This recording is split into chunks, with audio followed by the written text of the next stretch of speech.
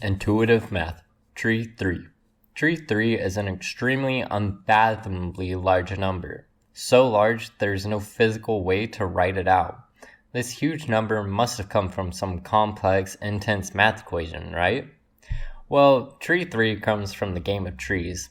In the game of trees, you try to make the biggest tree you can make. In order to do this, you have to know the rules.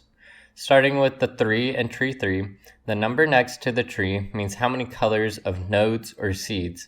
In Tree 1, there's only one color, say red. In Tree 2, there are only two colors, say red and blue.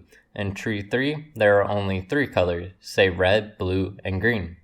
The next rule is that the first tree or branch, depending on how you want to describe it, but I'll use tree, can only have one branch coming out of it, and the second tree can only branch out twice.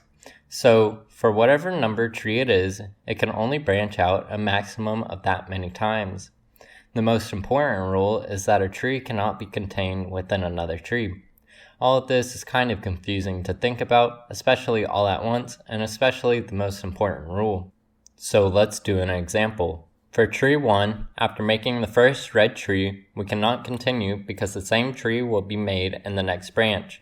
For Tree 2, we have two colors, so we can make the second tree, which is either blue-blue or blue.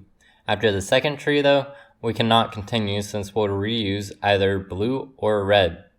Now, for Tree 3, I'll draw a little example of just the start combinations.